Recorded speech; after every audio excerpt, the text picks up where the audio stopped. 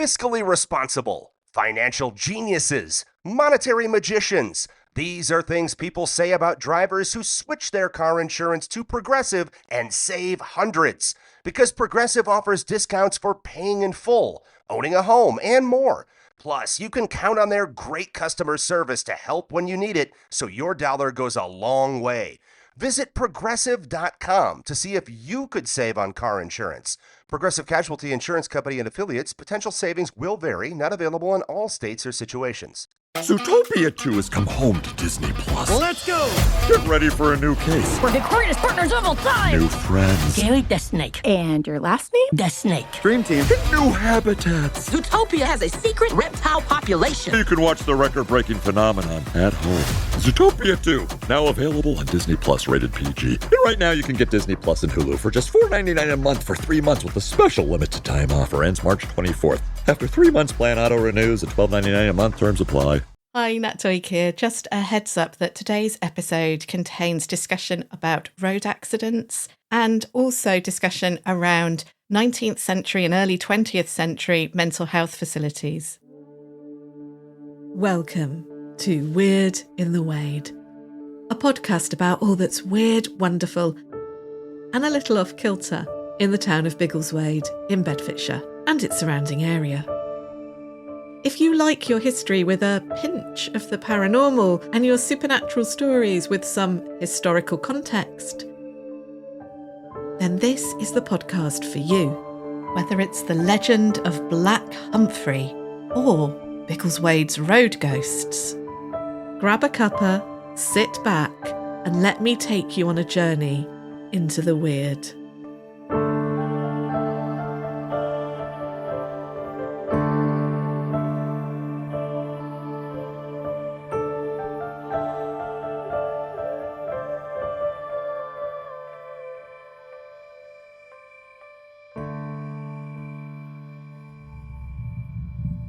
It's April 1929, Arlesey, a village just south of Biggleswade. The East Coast Main Line runs to its west, and there is a large brickworks there with 5 tall chimneys which dominate the flat landscape for miles around. To Arlesey's east, in 1929, is the Three Counties Asylum, a sprawling Gothic Victorian mental health hospital. The village of Arlesey is surrounded by farmland and gravel pits, some of which have been filled with water to form fishing ponds. But we're in a modest terraced house, and yes, I know today's episode is about road ghosts, but there is a connection to those road ghosts and this story. Stanley is just 20 years old, but has been told that he is dying of heart disease. A disease that no doctor can find a specific name for, let alone cure. He has been sick for 6 years and is currently sleeping in the downstairs parlour of his family home because he cannot manage the stairs to his bedroom.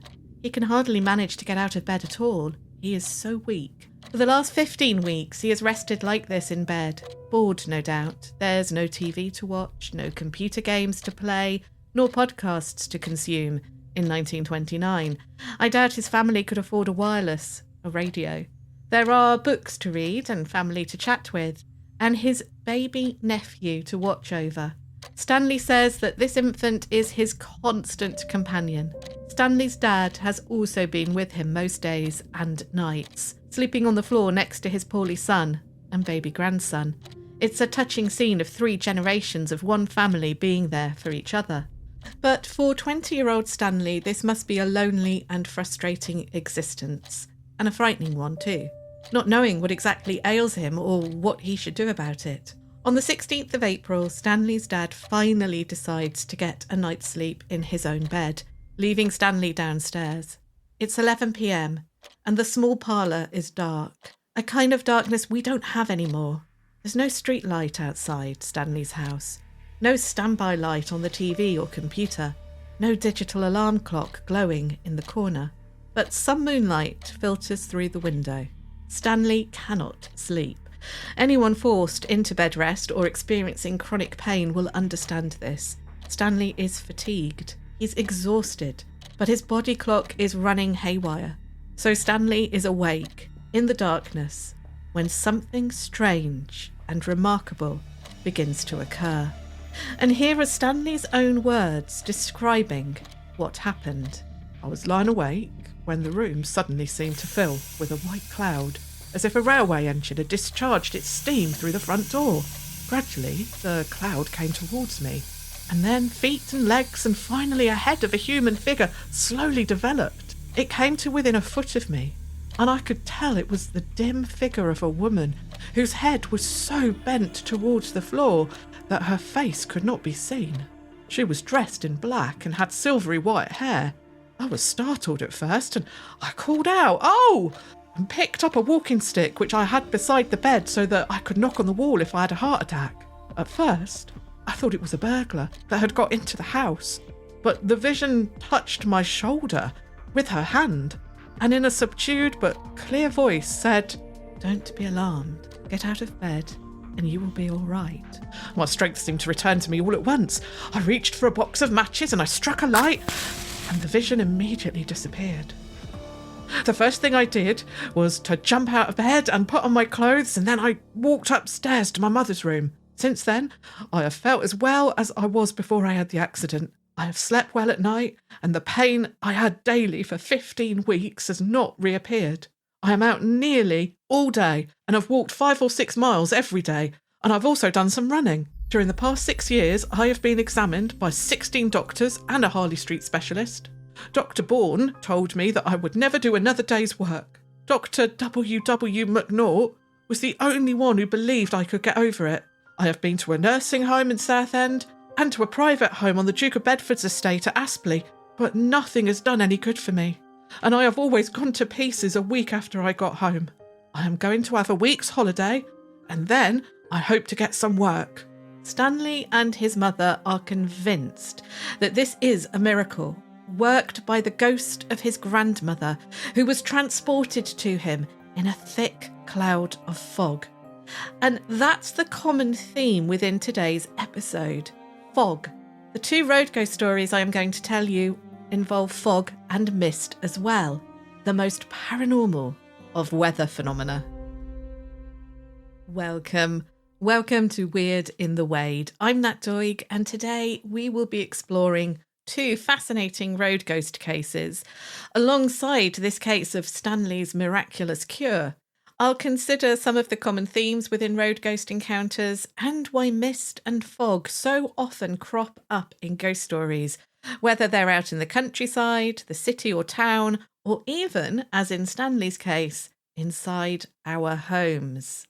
Now, just to give you a heads up that the next couple of episodes of Weird in the Wade are going to focus on pubs, and there will be a very special 3rd year anniversary episode due out towards the end of April, beginning of May, featuring the paranormal sleepover that I and 8 others had at the Golden Pheasant pub.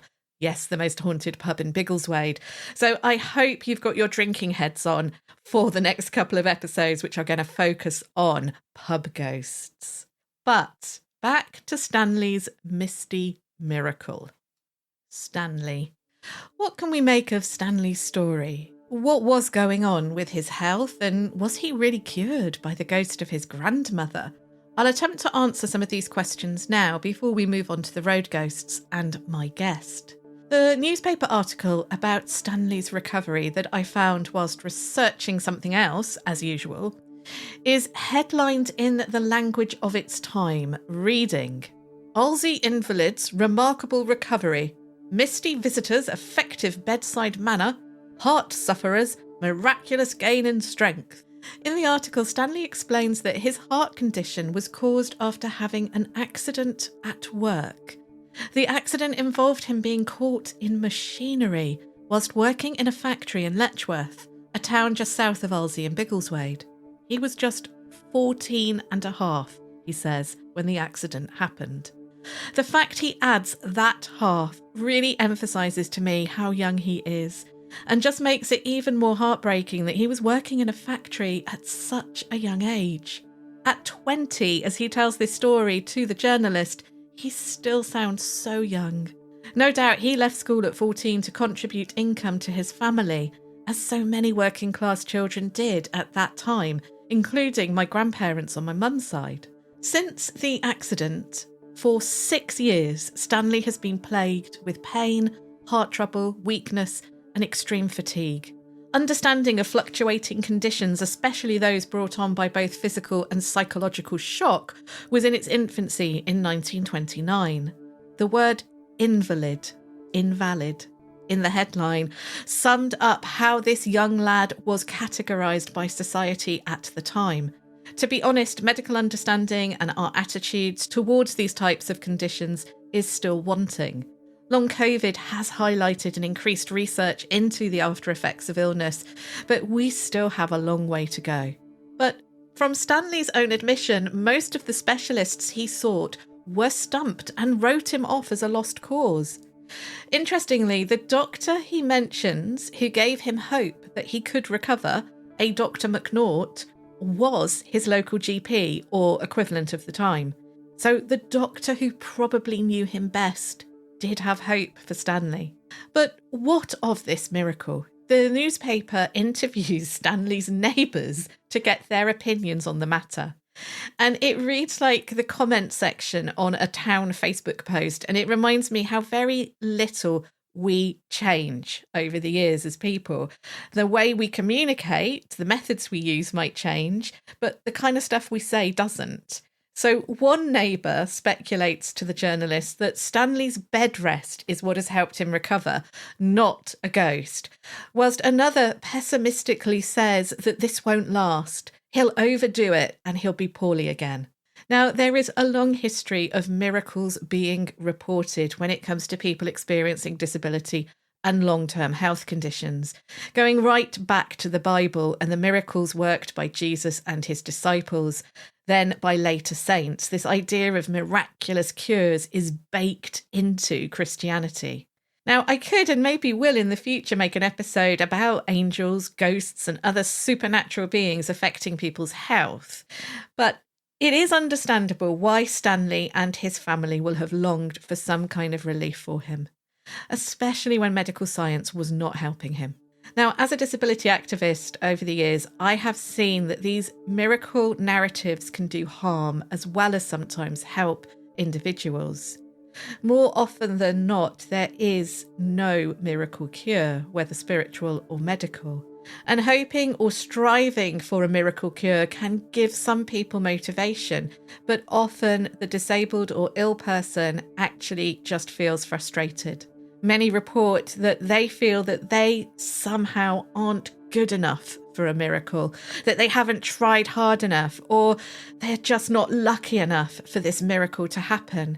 And they blame themselves.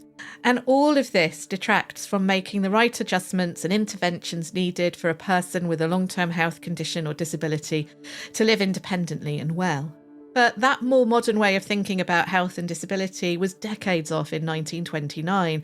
So the newspaper speak with a spiritualist who says that relatives from beyond the veil can heal the sick doing God's work, and that Stanley must have the gift because only a clairvoyant like him would be able to see the apparition. A bit of digging on the genealogy websites showed me that Stanley was still alive a decade later in 1939. He was married and had children. However, it is noted on his record that he is disabled, though at the time he was working as a labourer. So as the 1939 record was prompted by the outbreak of World War II, it's likely that it was noted that he was disabled there so that he wouldn't be called up to fight. It seems then that Stanley was not entirely cured, but did lead an independent life with his own family. I couldn't find a local death record for him, so he probably moved away from Arlesey sometime after 1939.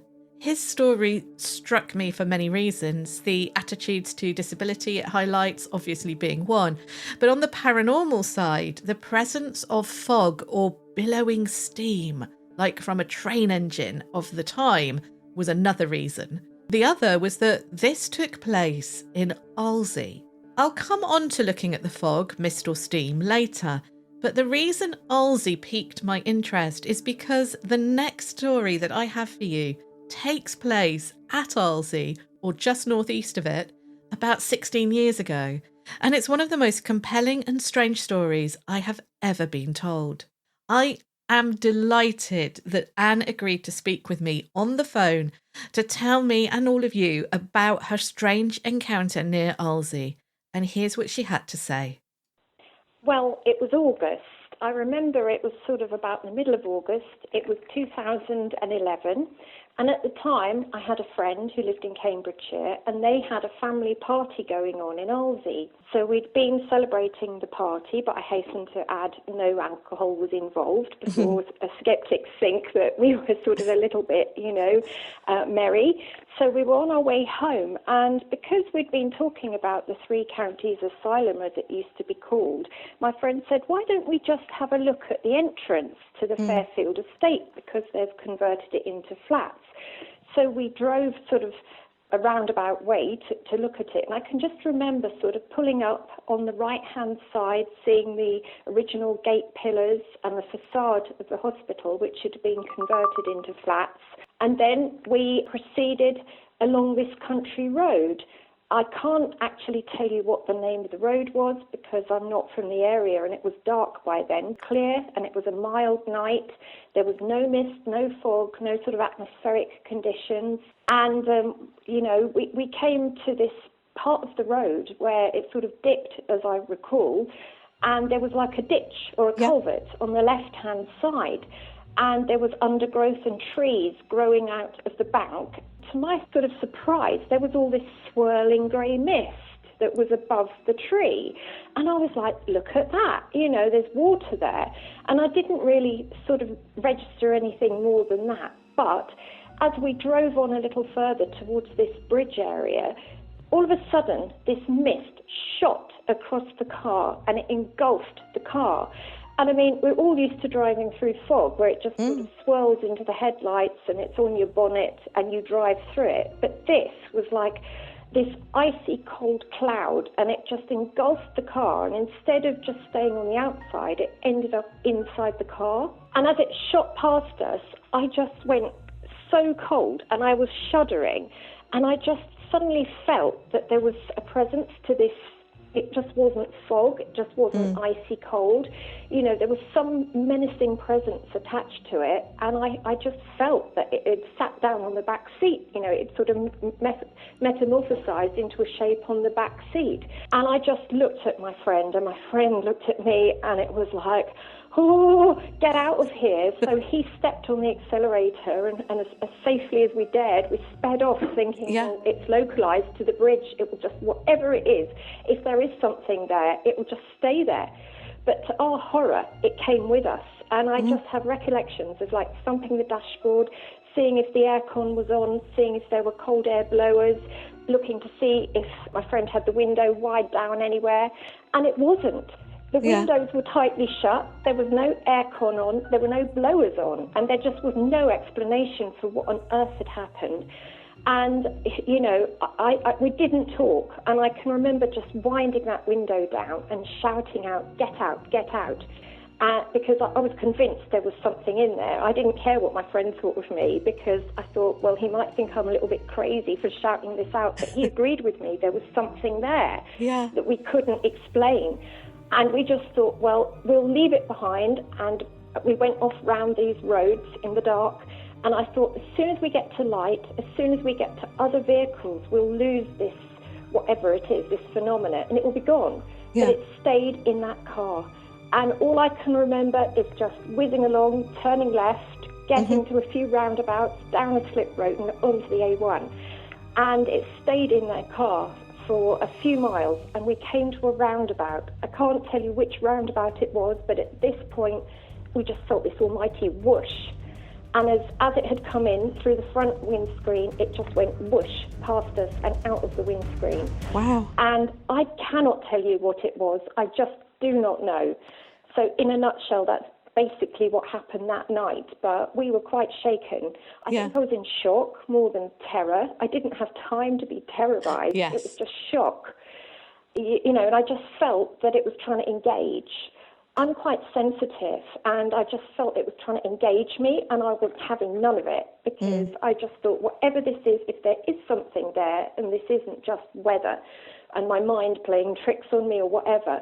I don't want anything to do with it. But I just got this sense, I don't know why, but I just got a sense that it had been a highwayman, but not some dashing man on a horse, just like a footpad who hid in culverts and jumped out. But that's just what I thought at the time. But I have nothing to validate that I haven't encountered anybody else or any books or literature or anything that throws some light on it.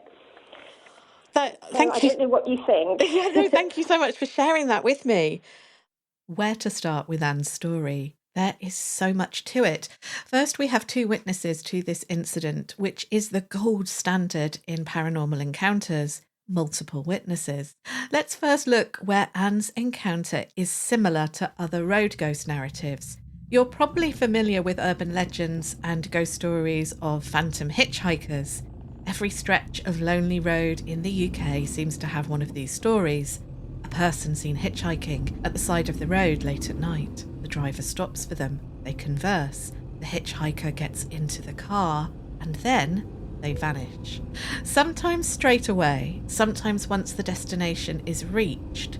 Sometimes the road ghost is approached and they vanish before they can get into the car. Sometimes the ghost isn't hitchhiking, they're just walking along the side of the road. There's a whole sub-genre of these stories about taxi drivers telling tales of phantom passengers. If you've not come across the stories from Japan after the 2011 tsunami about these phantom passengers, do check it out. I'll link to it on the blog weirdinthewade.blog. Some of these stories are clearly urban legends, emerging in the 1960s to 80s as a deterrent to hitchhikers and to warn drivers off picking them up. Other cases are linked with real murders, disasters, or road death. And our roads are still one place in our modern world where death is rife. I'll look at that in more detail later. But road ghosts aren't new. They have flourished since the advent of cars, but they are definitely far older than the internal combustion engine. Now, we've covered road ghosts on this podcast from much further back in time. The medieval Phantom Army seen north of Biggleswade were fighting on the road, probably the Great North Road, and those travelling by that road saw the vision, so technically it's a road ghost. The terrifying woman in black walking along a Bedfordshire roadside who was thought to be Mother Sutton was first glimpsed in the 19th century. The shades of highwaymen and footpads have been seen on roads since the 18th century and probably before. Black Tom in Bedford first terrified the neighbourhood which took his name in the 19th century, on the very roads he was said to have travelled as a highwayman. One of the aspects of Anne's story that is quite striking is that this mist entered the car without them stopping. It literally invaded their car. Again, this is not entirely new. The ghost stories around Clop Hill include road ghosts or apparitions. The white horse seen by the band UK Decay, which was definitely a road ghost, is one of them. But I'm thinking of, in particular, the ghost witnessed by the newsagent and his wife, the phantom horse rider, which rode through their car on an early December morning. Anne's encounter strays from the normal road ghost narrative in a few distinctive ways, though. First of all, the mist doesn't just pass through the car, as that horse and rider did. The mist stayed within the car for quite some time, longer than you would think was physically possible, if it was just smoke or fog which had become trapped in the car somehow. If it could enter the car, then surely it could leave. Maybe there is a way in which fog or smoke could move into a vehicle but not escape straight away. If you can think of a way that this could happen, then please let me know. There were no windows open, remember. There was no fault with the car, and the mist does eventually leave, and it leaves just as suddenly as it entered, but it seems to stay in the car for quite some time. The next aspect that we can look at is the geography of where this happened, as well as what Anne and her friend were doing in the area. Now for a quick advert break, but if you want to listen to Weird in the Wade advert-free, you can do by joining the Weird in the Wade Patreon. I'll pop a link in the show description. You'll also get bonus episodes there and extra content. And thank you for supporting the show by listening to the adverts.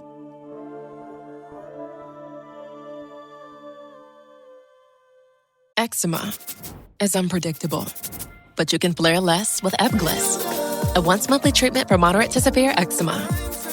After an initial 4-month or longer dosing phase, about 4 in 10 people taking Ebglyss achieved itch relief and clear or almost clear skin at 16 weeks. And most of those people maintain skin that's still more clear at 1 year with monthly dosing. Ebglyss, lebrikizumab LBKZ, a 250 milligram per 2 milliliter injection, is a prescription medicine used to treat adults and children 12 years of age and older who weigh at least 88 pounds or 40 kilograms with moderate to severe eczema, also called atopic dermatitis, that is not well controlled with prescription therapies used on the skin or topicals, or who cannot use topical therapies. Ebglyss can be used with or without topical corticosteroids. Don't use if you're allergic to Ebglyss. Allergic reactions can occur that can be severe. Eye problems can occur. Tell your doctor if you have new or worsening eye problems. You should not receive a live vaccine when treated with Ebglyss. Before starting Ebglyss, tell your doctor if you have a parasitic infection. Ask your doctor about Ebglyss and visit ebglyss.lilly.com or call 1-800-LILY-RX or 1-800-545-5979. LifeLock, how can I help?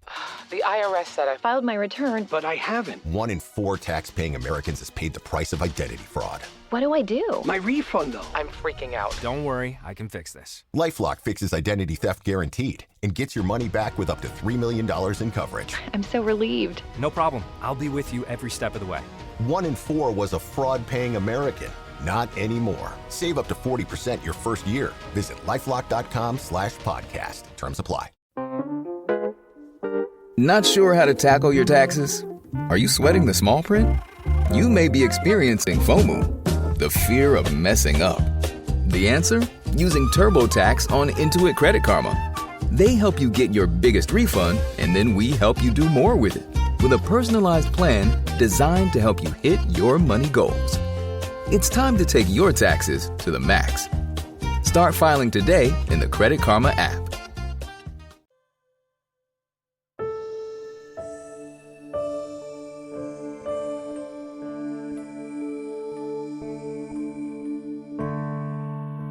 The Three Counties Asylum. Now, Anne was in that area on the day that they encountered the road ghost, visiting friends, and she'd not been to Arlesey before. Her friend was more familiar with the area and wanted to show her this new development at Fairfield, the site which was once the Three Counties Asylum. Now, this is significant for a number of reasons.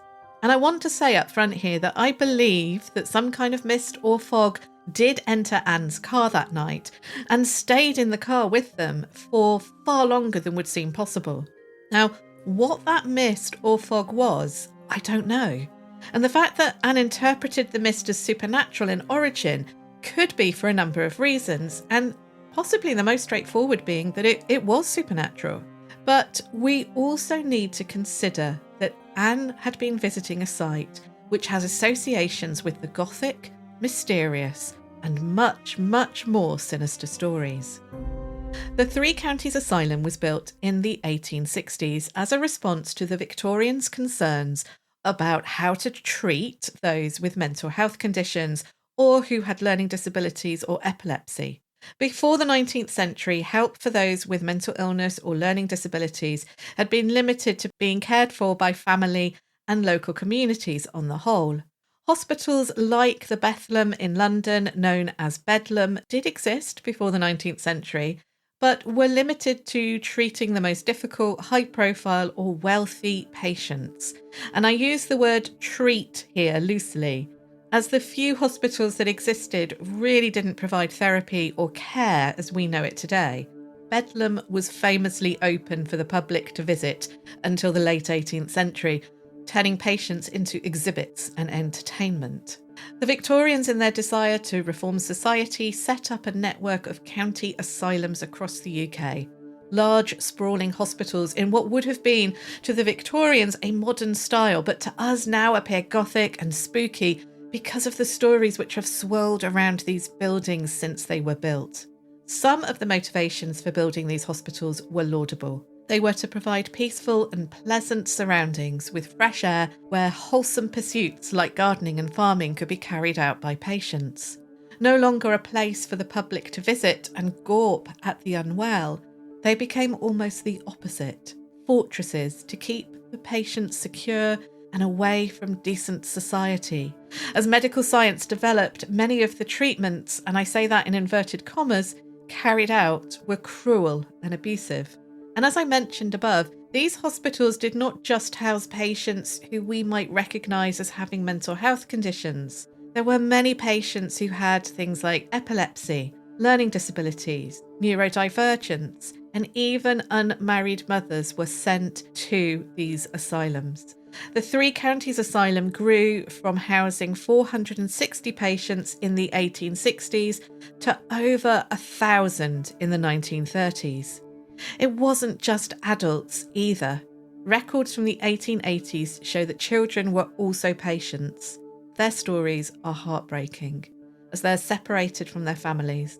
Some of the children were considered cured and were sent back after a couple of years, whilst others languished and became institutionalised and spent their whole lives in the asylum.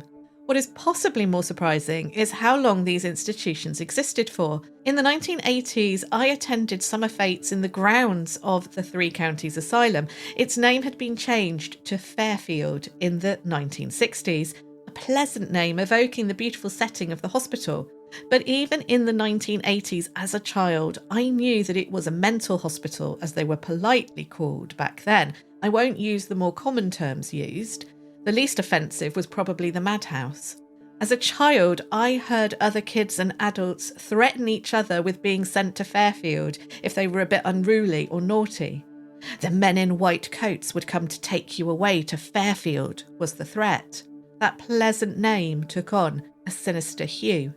In the 1990s, these institutions were wound up as care in the community became the new policy for treating people with serious mental health conditions, and the Three Counties Asylum or Fairfield Hospital finally closed in 1999. When Anne and her friend visited 16 years ago, the site was being redeveloped, converted into luxury flats and a gym. New houses were being built in those beautiful grounds. Anyone local knew of the site's history, as did Anne's friend, and it wasn't just the tales of the Gothic-looking mental hospital. There had been high-profile murders in the mid-20th century in the grounds of the hospital. Ghost stories were also rife from former workers at the hospital and from those who had moved into the new apartments and the estate. Sadly, another high-profile murder took place at Fairfield far more recently, but after Anne had visited. I give you all of that history because this wasn't just a drive out to see some new houses being built. What made the trip interesting was that these apartments were being built in the beautiful Gothic old hospital, which was shrouded in mystery and macabre stories. And this is bound to have had an impact on Anne and her friends' frame of mind. Also, the frame of mind of those who hear Anne's story. For example, one person I told about Anne's encounter wondered if the mist which entered their car was the spirit of a patient from the hospital desperate to escape. I was reminded of what Evelyn Hollow said in our Paranormal Women episode, that we like to project narratives and human characteristics onto unexplained entity and phenomena. It's totally natural and understandable. It helps us understand the world around us. But we can mislead ourselves by weaving these kinds of stories. And I'm doing it right now, in a way. When I spoke with Anne on the phone, we worked out which bridge she had been passing over when the mist surrounded them and entered the car. Anne originally sent me her story in an email, and after reading the email, I thought I'd pinpointed the likely spot of where this bridge was to be a small brook called the Pix, and that's P-I-X. Locally, it's known as Dudley's Ditch, but I could find no hard evidence for why or who Dudley was.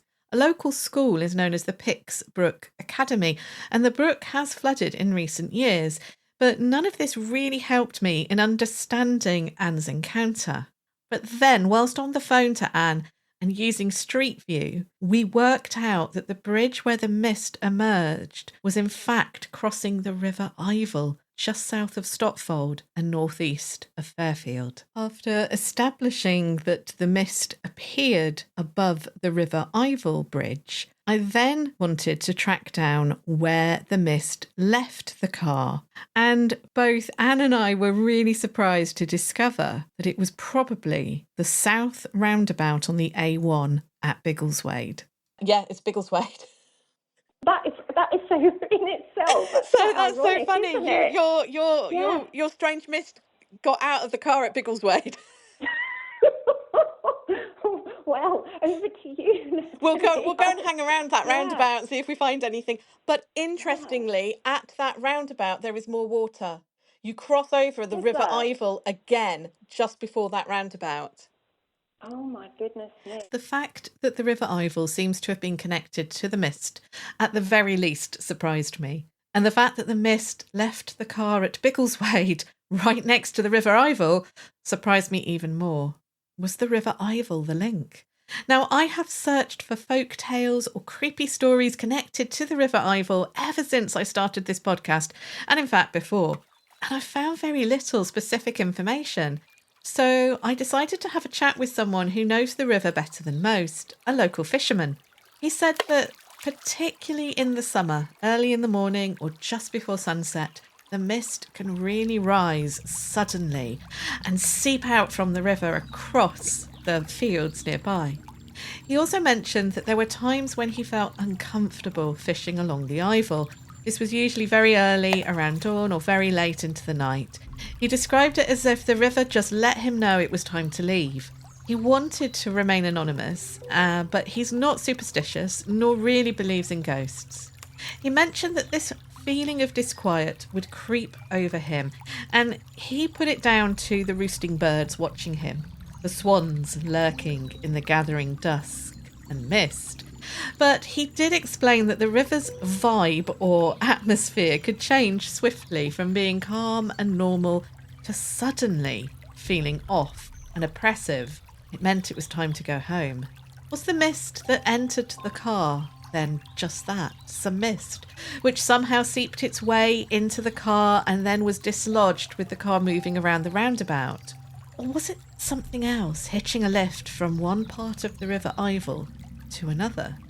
Like Anne, I have found no specific stories of highwaymen in the area of Fairfield, but the Great North Road and the roads leading on and off it were plagued by footpads and robbers throughout its history.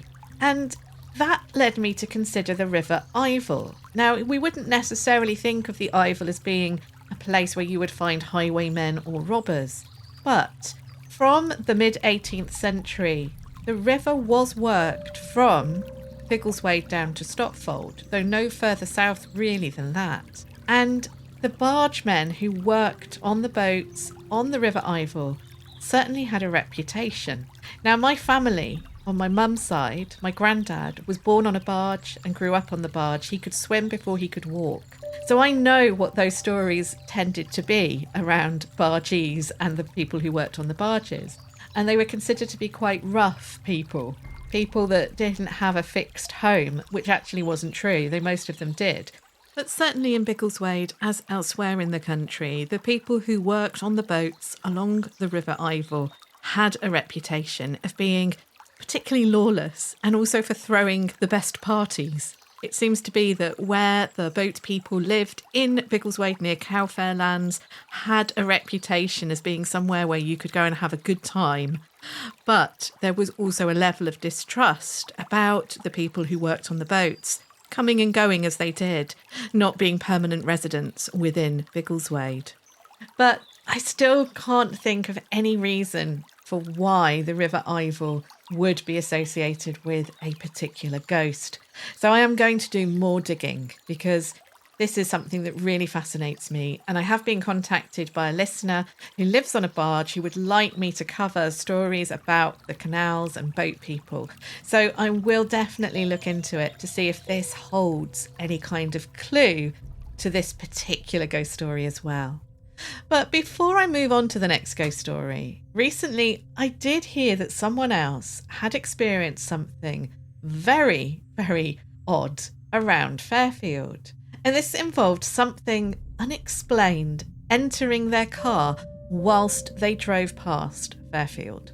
Now, I can't give you any more details right now, that's all I've been told. But I plan to make a more detailed episode about the old hospital in the future, and so I'm keen to hear from anybody who has a story to tell about the hospital or the area around it. And if you happen to be that person who, when driving past Fairfield, felt that something entered your car, please do get in touch. The second road ghost encounter took place nearer to Biggleswade, on a stretch of road which runs vertically parallel to the A1, linking Upper Caldicot to Sandy, just to the northwest of Biggleswade. If you check out the show blog weirdinthewade.blog, there's a video I captured whilst driving along Vinegar Hill just after Christmas this year, and obviously I wasn't driving, my husband was. And it's Vinegar Hill where this encounter takes place. You'll see it's a very rural road with quite wide grass verges and tall trees along it. If you look at Vinegar Hill on a map, you'll notice that there is plenty of water nearby, from fishing ponds to small brooks feeding into the River Ivel. Most importantly, I should say that Vinegar Hill isn't really a hill, but I guess the land around here is so flat that any incline gets labelled as a hill. This encounter happened to listener Julie, who I met some time ago to hear her story. Julie is an elegant and sensible woman who likes bright colours. We were both wearing matching orange the day that we met up for a coffee. Her encounter took place in 1980 and she hadn't long been driving, making her all the more careful on what was a misty night. This was not late at night, it was around 7 p.m, but it was November, so it was dark as well as misty. Julie was heading south on Vinegar Hill towards Upper Caldicot. As I mentioned, she was driving carefully when out of the mist in front of her appeared a cyclist. She instinctively slowed down. The cyclist had emerged from the mist in quite a sudden manner, but Julie initially put this down to the uneven thickness of the mist. Patches can suddenly be very thick, except she knew that wasn't the case. The mist wasn't that thick when the cyclist appeared. The cyclist was wearing a heavy overcoat, and Julie's first thought was that it was a man cycling, but on reflection she says she had no obvious reason to think that, other than the shape of the cyclist in the coat being rather bulky. So far, so fairly normal. A driver on a foggy night slowing for a cyclist. Except the cyclist, just as suddenly as they had appeared, disappeared. And not into more fog. They vanished. Where there was a clear view along the road. Had they come off their bike? There was nowhere to turn off Vinegar Hill at that point, but had Julie somehow hit them? This was so perplexing that it really shook Julie up, but there was no sign of an injured cyclist or any cyclist at all when Julie stopped. The fog wasn't thick enough to have obscured the cyclist completely. It was an encounter that Julie has not been able to explain and has stayed with her, haunted her if you like, for over 40 years now. She got in touch with me because she wondered if I knew of any other encounters along Vinegar Hill. I started digging into the history of Vinegar Hill. It's an unusual street name and it crops up across the UK quite a lot. It's likely it's one of those battle names that streets were given in the 19th century. There was a Battle of Vinegar Hill which ended in an awful massacre in 1798 in County Wexford, Ireland. Seen by the British government at the time as a decisive victory which stopped a rebellion, the name became popular for streets in England and Wales. To our modern eyes, the battle was an example of needless bloodshed and destruction by the side who won, the British government forces. The Irish rebels lost anywhere between 1,000 and 2,000 people, including women and children who were part of the rebel camp, whilst the government forces lost just 100 men. Mass graves have been found around the battle area, dug to the British Army standard dimensions. It seems quite a macabre and upsetting name when you know the history of the battle. But I don't think the naming of Vinegar Hill is going to help us here, though I'd love to know what it was called before it was given that name. I next turned to the local newspapers for more information and had one of those discoveries that made my blood run cold. In July 1960, an inquest was held in Biggleswade into the death of a cyclist along Vinegar Hill. Now, as this is recent history, I don't want to cause any undue distress to any family members or friends who knew the cyclist, so I'm going to just use her first name, Mary. It's surprising how little detail is given of Mary and her life in the article. I'm struck again at how news reporting has changed in the last 60 years. All we know is that Mary had been pea picking in Sandy that morning and was presumably cycling home. She was cycling south on Vinegar Hill, the same direction Julie was driving 20 years later. On that morning, when Mary was cycling along Vinegar Hill, a great summer storm was raging, with torrential rain and thunder, and of course, lightning. Witnesses included a farm labourer with his horse. Again, 1960 and farm labourers are still walking around with horses. And a couple of van drivers. And they all reported how loud the thunder was. The labourer and his horse sought shelter under a tree, and whilst sheltering, he heard the loudest clap of thunder he had ever heard. And then another, less overwhelming but loud crash followed it. Mary, it seems, was struck by lightning while cycling and was killed immediately. The labourer and the motorists all tried to help and they sent for assistance, but nothing could be done for Mary. The coroner at the inquest reminded everyone of the importance of seeking shelter during thunderstorms, particularly in open spaces. Although discovering this story did make my blood run cold, I do think it's unlikely that it's linked to Julie's sighting, and that's for a couple of reasons. Julie witnessed the disappearing cyclist on a November evening in fog, whilst this happened on a July morning in a thunderstorm. Also, the description of the cyclist is that they were wearing a bulky overcoat, and it seems unlikely to be Mary, as she would not have been wearing a bulky coat. It was a summer storm, maybe a waterproof of some kind, but not a heavy overcoat. But that's assuming that ghosts or this sighting of a cyclist is the spirit of Mary, or some kind of time slip replaying what happened. And of course, this could have been so many other things. I did discover 2 other non-fatal cycling accidents along Vinegar Hill earlier in the 20th century, and it seems to have been a very popular route for local people to cycle along to get to and from work. And there seems to have been some concern, particularly in the 1930s, about accidents occurring along Vinegar Hill. Now, we may never know exactly what Julie saw, nor why she saw it. In fact, both Anne and Julie's encounters may just remain unsolved road ghost stories. Fascinating mysteries in of themselves, but something that we can't solve for sure to say this is what happened. But why do we have so many stories of ghosts attached to our roads?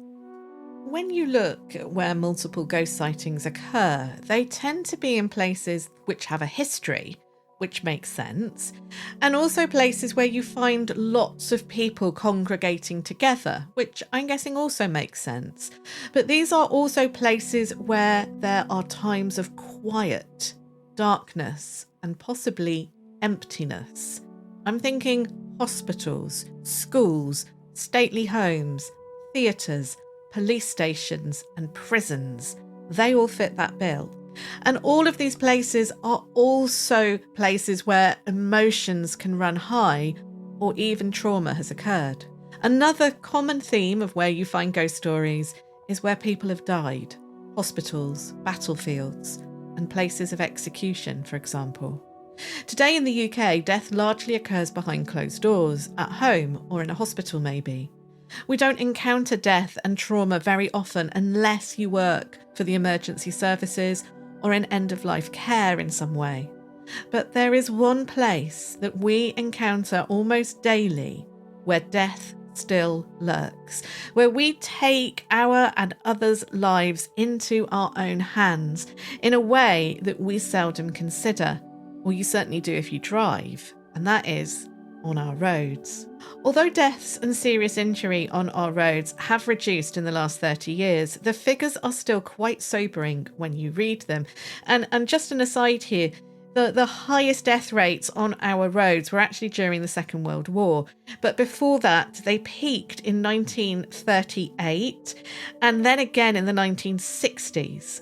But as I say, since the 1980s, there's been a concerted effort to make our roads safer, and that seems to have been working. Yet, on average, 7 pedestrians a week are killed on our UK roads. The total for all road deaths, including all vehicles, for 2024 was 1,633, which is 31 deaths a week. And as a pedestrian, you are more likely to be killed or seriously injured on the road if you are under 11 or over 60. Cyclist deaths in recent years have been estimated at around 2 deaths a week, and 80 cyclists are seriously injured each week. Road deaths and serious injuries are more likely to occur on rural roads, not motorways nor towns, as you might have thought. The very roads most associated with phantom hitchhikers and other road ghosts are the most dangerous. I think this probably explains why we have so many road ghosts from both a skeptical point of view and a spiritual one. Most of us will know someone or have been involved in a road accident of some kind, and we know that that danger lurks on those roads, and maybe ghosts do as well. And finally, I wanted to look at fog and mist. I earlier called it the most paranormal of weather phenomena, but is it really? I decided to try a very unscientific experiment. I went to the paranormal database, which records ghost stories from all around the UK, and you can search that database by place or other associated words within the encounters. So I used weather terms, and this is what I discovered. There were 140 mentions for mist and fog on that database. 100 were for mist and 40 were for fog. 70 mentions were for rain, and there was another 70 mentions for the sun. Wind got 100 mentions, snow 55, and the term cold got 100. And there were 30 mentions of warmth.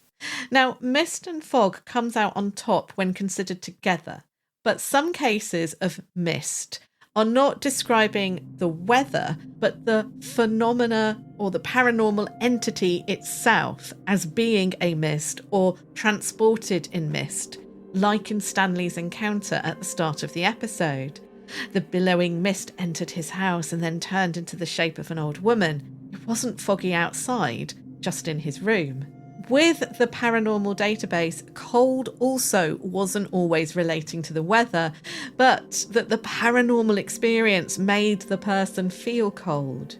But overall, I think my little experiment shows that mist and fog do have quite a complex relationship with supernatural encounters and the uncanny. Wind clearly does as well, as does the rain and sensations of coldness. Could natural mist or fog be mistaken for a paranormal entity? I think it's certainly possible. Fog as a weather condition is dangerous if you are travelling. It obscures the view of our surroundings, and also it affects how sound travels. It gives us that eerie sensation that the world we know has been transformed and mutated into something different. Mist and fog are tricky and tricksy, with some patches forming thickly, whilst other pockets can suddenly give us clarity only to be swallowed by more fog again. Familiar shapes of trees, houses, fences, and even people are also transformed, thinned and shifted, distorted, or can suddenly loom out of nowhere, huge and ominous. Then there is the strange weather phenomena associated with fog in the hills and mountains, the Brocken spectres, where our own shadow can loom up in front of us or to our side, gigantic and surrounded by a halo of rainbow colours. These sightings have been blamed for many stories, from the grey man in the Scottish mountains to the Yeti. And it seems that mist or fog can be viewed as a kind of vehicle that spirits use to travel and transform in. So I do stand by my statement that fog and mist are the most paranormal of weather conditions. I am so grateful to both Anne and Julie for sharing their road ghost stories with us. I would like to take a deeper dive into road ghost sightings later in the year and chat with Ruth Roper Wild, a Bedfordshire author who has written extensively on the subject. So I would love to hear of any road ghost encounters that you've had, or if you have any stories connected with Fairfield, please do get in touch. weirdinthewade@gmail.com, or find Weird in the Wade on social media. Just search Weird in the Wade on your favourite platform. Thank you so much for listening to this episode of Weird in the Wade, and I'd like to send a very special thank you to both Anne and Julie for sharing their stories with us. Thank you so much, Anne and Julie. Weird in the Wade is researched, written, presented and produced by me, Nat Doig, and the theme music is by Tess Savagir. Japan isn't just temples and cherry blossoms. It's haunted castles, urban legends, yokai lurking in the shadows, and true crime cases where something doesn't quite add up. Supernatural Japan dives into Japan's darkest folklore, real history, and mysteries that still disturb the present. From ghosts of ancient warriors to modern legends whispered online, every episode blends culture, crime, and the unexplained. If you love spooky history, Japanese folklore, and stories that stay with you long after the episode ends, search for Supernatural Japan. Because in Japan, the past is never really gone. In every small town, behind every closed door, a story waits to be uncovered. On our true crime podcast, we dive deep into the cases that haunt communities around the world, from chilling cold cases to crimes with unexpected twist. No detail is too small. Hosted by us, Jen and Cam, two lifelong friends who love telling a good story. This isn't sensationalized news. It's real cases, real people, and the chilling details that keep you up at night. Our true crime podcast brings the facts, a little perspective, and just enough humor to remind you you're not alone in being fascinated by the darker side of life. Our true crime podcast, where bizarre crimes, meticulous research, and genuine friendship collide. Subscribe today if you dare, because sometimes the scariest stories are the true ones.